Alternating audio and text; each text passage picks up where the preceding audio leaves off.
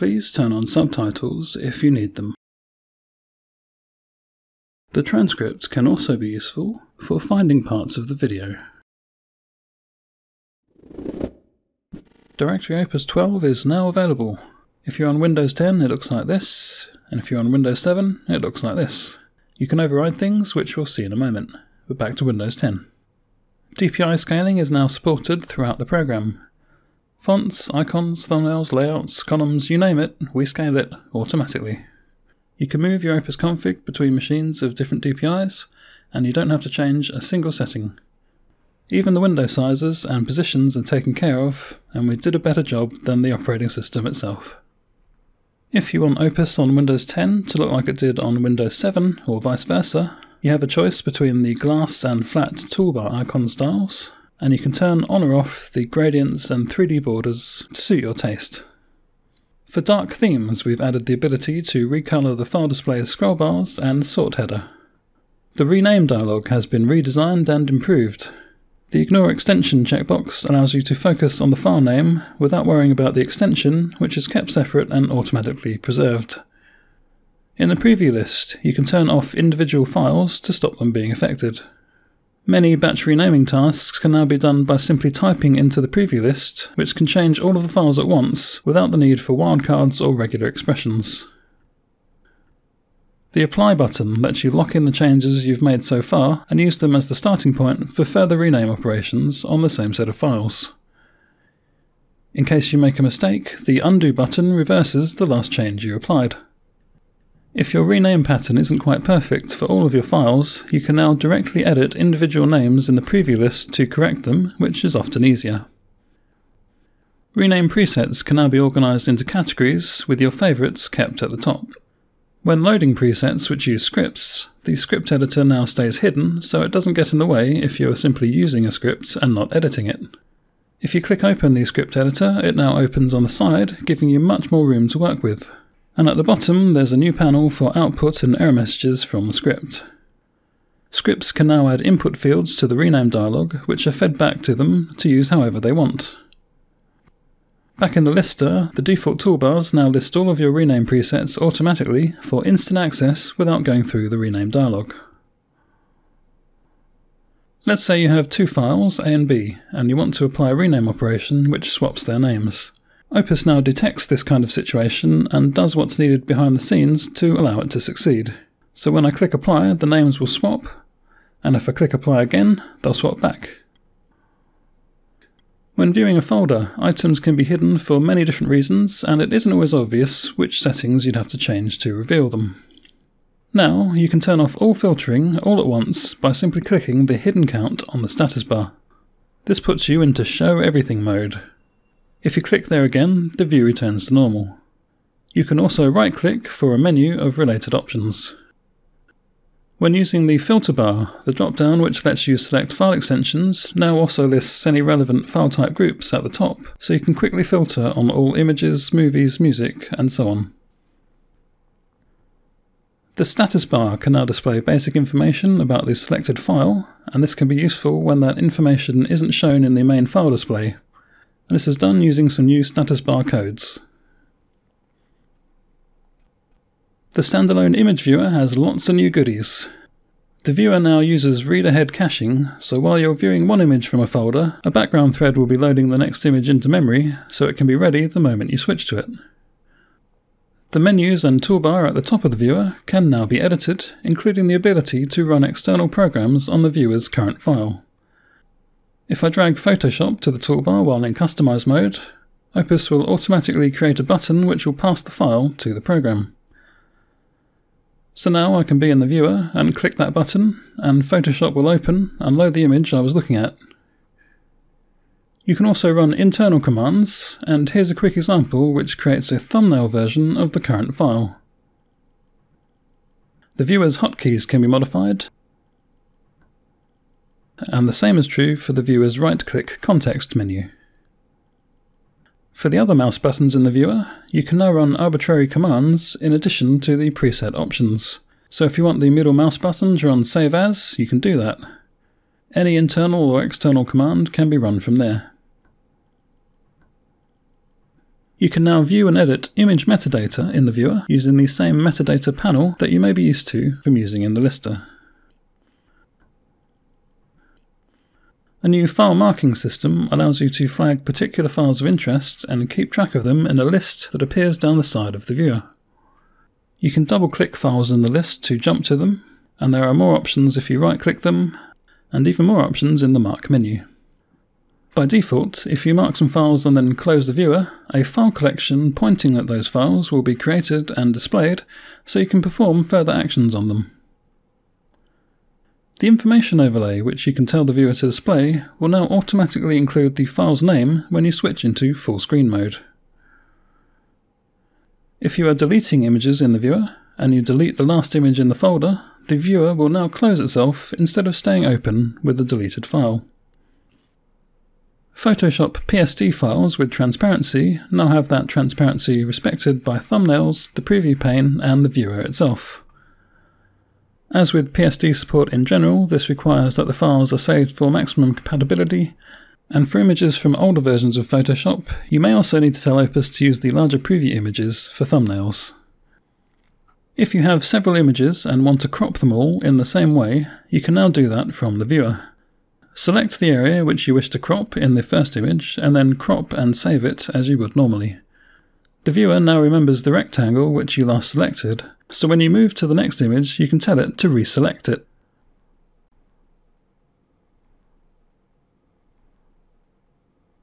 If you're only doing a few files, then this is often quicker than switching to a batch processing tool. The image converter now tells you the width and height your output will be based on the parameters you've given. File display columns have new resizing and auto-sizing options, including the ability to fill available space and to shrink when space is needed by more important columns. There's a separate and very detailed video about this subject alone, so please watch that afterwards if you'd like to learn more. The Windows 10 Quick Access folder can now be added to the folder tree if you prefer it to the standard Favorites folder. There is also a Quick Access alias for people who prefer to use the keyboard, and you can also use that alias to create a toolbar button which takes you to the Quick Access folder. Or you could create a menu on your toolbar which lists the contents of the Quick Access folder if you'd like to use it similar to the Favorites menu. Or you could even add the Quick Access items to the end of the real Favorites menu if you prefer. The folder tree has a new option to hide the home group folder, which was a pain to hide in the past. The first Breadcrumbs menu has a new option which restores the extra folders into the drives list which Windows 10 added and which Opus filters out by default. But do remember, you can get to most of the same places using the right-click menu of the Up button, and that menu is fully configurable. Parent folders of the current path can now be dragged out of the Breadcrumbs bar, and this can be very useful if you wish to quickly open them in new tabs. Toolbar drive buttons, which are set to only display icons, will now automatically get small letters added to the top right so you can tell the drives apart. You can override this and it won't happen if the buttons already show labels. The drive list drop-downs now have the option of showing drive names at the top level instead of only when their menus are open. The Create Folder dialog allows you to create multiple folders at once below the current folder, which isn't new, and note that you can push return twice on the last line instead of moving the mouse and clicking OK. New to Opus 12 is the ability to create a folder and then, at the same time, create multiple folders below it. You do this by typing a pipe between each name. When creating multiple folders, you can now use this menu for additional options such as opening them all into folder tabs. Folder tabs can appear above or below the file display, and now they can also appear to the left or the right in a vertical list. Right-clicking a tab now includes the option to set its colour on an ad hoc basis, and tab colours are now displayed as an accent along the tab's edge instead of recolouring the whole tab. This means we can use the exact colour you specified without also making it impossible to tell which tab is active when lots of colours are in use. Tab colours can also be assigned via folder options, which allows you to assign colours to particular folders. If I save this format for this folder, and then open a new tab for the same folder, that tab will use the colour that I specified. If I change into other folders, the tab's colour will reset, and if I go back into the original folder, the colour will come back. Tab colours can also be set via commands, which allows script add-ins to control them. A new option allows you to click the Active tab to reactivate whichever tab was active before it. When opening a new window with saved folder tabs, you have the option of preventing certain types of folders from loading automatically. In this example, it's an FTP site, which will only load if I click on this link. You now have the additional option of still preventing the folder from loading when you open the window, but then automatically loading the folder as soon as you switch to its tab. When saving folder options, you now have more control over what gets updated, and it is now easier to establish what you are saving as the new default way to view all of your folders. This is covered in much more detail in the separate video on column resizing and folder formats. A new command allows you to save the current folder options directly from the lister without opening the folder options dialog. As an example, this command saves a format for the current folder, and every time I click it, a new path format is created. Right-clicking the Format Lock icon on the status bar now opens a menu with quick access to favourite formats and the ability to reset the current view in various ways. The same things are also available from the Folder menu. The columns which you can add to the file display are now better organised to help you quickly find the one you're looking for. You can also search for them by typing parts of their names. Grouping by columns can now be set from the Folder Options dialog, and this includes the ability to group by columns which are not currently displayed. Of course, you can still do grouping directly from the file display as well. You can now turn on manual sorting, which allows you to drag things into any position in the file display and save the way things are organised for later. If you're really into this, you can create multiple named slots to save different sort orders into, and then load and record them as you wish. Script add-ins can also query and modify the sort order, and one example of this is a shuffle script which will rearrange all of your files into a random order. Navigation lock is the mode where you can be in two similar folders on the left and right, and when you navigate on one side, the other side will try to mirror your change. The mode itself is not new, but it's been improved in the new version, and it now recovers better after situations where the two sides cannot stay in sync. If you link two folder tabs together so that activating one also activates the other, you now have the option of turning on navigation lock for just that pair of tabs, and this replaces the old slave tabs system. Slave tabs and navigation lock were always very similar but had slight differences, and they've now been unified, keeping the best parts of both. Labels can now be categorized instead of being in a flat list. Status icons are a new type of label, and you'll see these three by default. Let me create two more to demonstrate something they can be used for. I'm making one icon to represent folders which I have backed up, and another icon to represent folders which I want to back up. Now, if I go to a lister, I can right-click some folders and assign one of the icons to them, and that icon will appear in the new status column.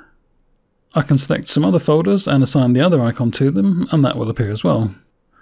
If you start using status icons a lot, then you might want to create toolbar buttons for them so you can quickly toggle them on and off. You can apply multiple status icons to a single file or folder, and you can use the icons for anything which you want to keep track of. You might use them to keep track of which films you've watched, which documents you've reviewed, and so on. Status icons are in addition to normal labels, so you can have a label changing the colour or even the main icon of files, while separate status icons appear in the column next to them. If you use Subversion via Tortoise SVN, then you can automatically have source control state indicated via the status icons, instead of using the unreliable icon overlay system which is part of Windows. Although it is not the default behaviour, you can now apply multiple labels to the same file so that their effects combine. So I can set these files to bold and blue and add a red background, and I can toggle all three states independently. This could be useful if you use, say, bold to indicate files which are very recent, and maybe red to indicate files which are very large, so you would have a red bold file that was both recent and large. Wildcard and filter labels can now be reordered in preferences, so you can prioritize your labels in situations where two mutually exclusive labels may match the same file. Of course, as we've just seen, you can also combine labels, so now if two things match the same file, you can combine the effects as well. The default toolbars have been updated to split normal labels and status icons into separate menus, and if you wish, you can split these up further into categories of your choice. File displays now have configurable vertical grid lines in addition to the old horizontal options. You can combine both in various ways. In icon modes, you now have the option of keeping the list of columns at the top for sorting. If you like the relative size and date graphs, but don't like the space that they use up, you now have the choice of displaying them behind the regular size and date columns. When showing folder sizes, it's common for the size of folders to be much greater and dominate the size of any individual files. And it's also rare that you'd want to compare the size of a file to a folder. So now the size graphs for files and folders are independent of each other. If you don't like this, you can still turn it off again, and allow folder sizes to dominate file sizes as before. Graphs can now be inverted, for example if you wish to highlight the newest things rather than the oldest things. The rating column is now clickable in the file display, allowing you to assign ratings to files without opening the metadata panel. Thumbnails now adjust spacing as you resize the window. And additionally, the current file will always be kept in view, so you don't lose your position if the layout of your files changes drastically as a result of resizing. The simple Find panel has been redesigned with a clearer layout. It now uses bold labels to highlight which criteria are currently in use. The Reset button at the bottom can be used to clear all of the conditions and return you to a clean starting point. The new Any Word option allows you to search for words in any order. For example, I've typed in cat big, and it will match files with big cat in their names. If I turn Any Word off again, it won't match those files unless I type in big cat in the correct order. For stricter searching, if I turn off the partial match option, it now won't find any results, as none of the files are actually called big cat on its own. With partial matching off, I need to explicitly add a wildcard if I want to match names which start with big cat and have other characters after it. The Duplicate File Finder has a new mode which looks for files with the same name but ignoring extensions. This can be useful if you're tracking down files which have been converted from one type to another.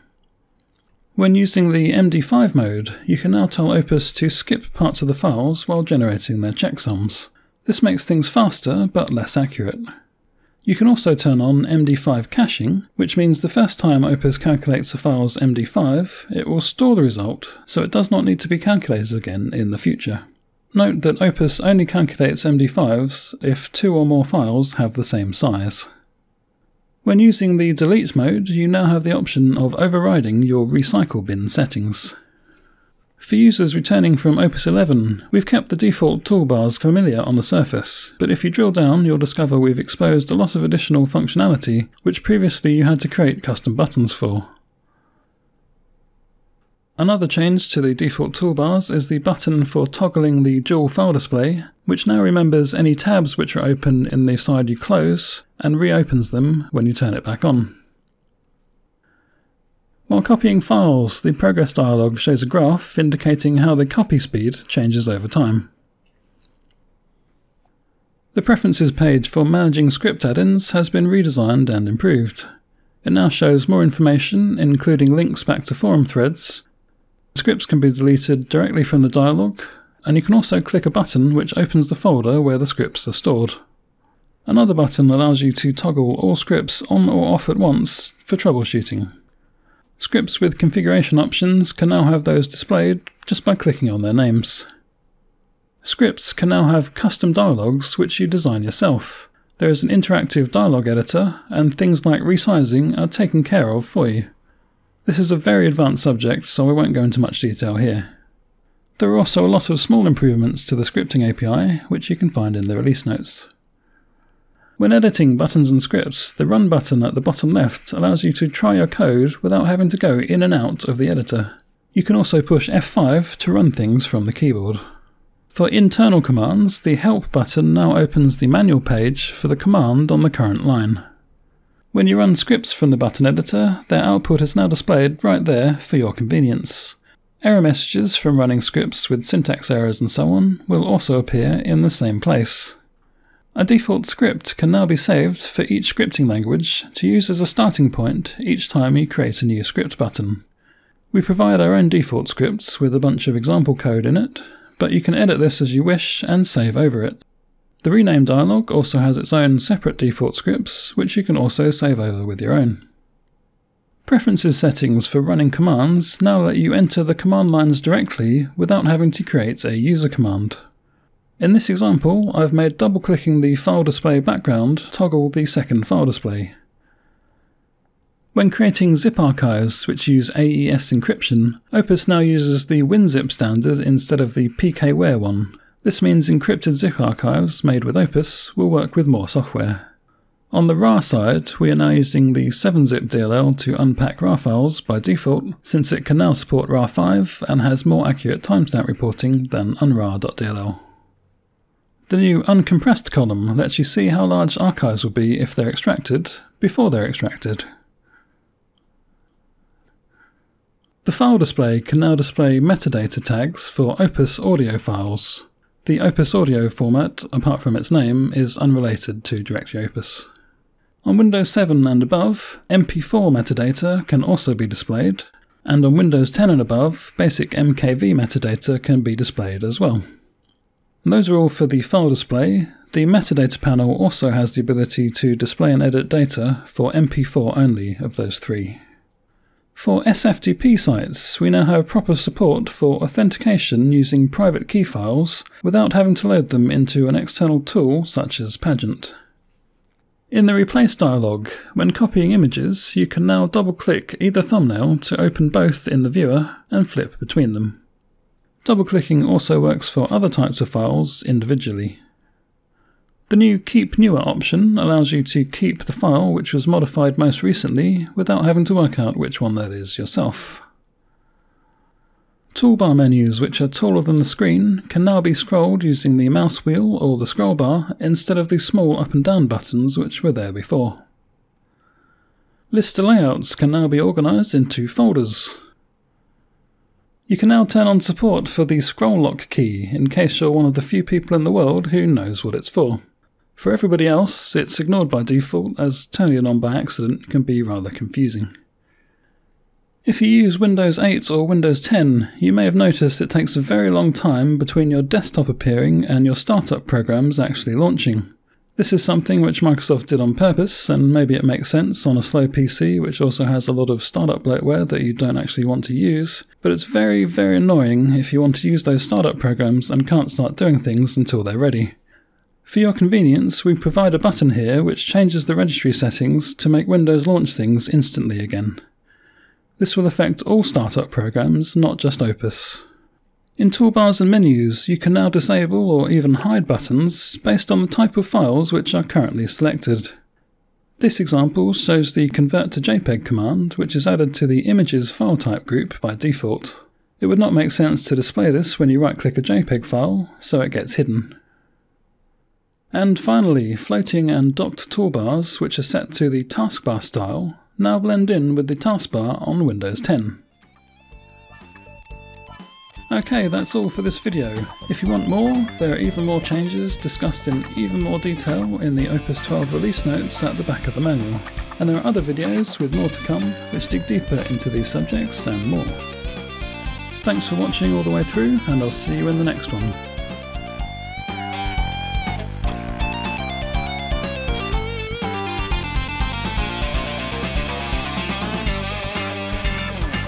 Yeah, and if you haven't looked at Opus since 11.0, there are also 2.5 years of free updates to go through, which, some big and some small, added a whole heap of new features, and those are out of scope for this video, but may still be important to you, so maybe check them out. Bye!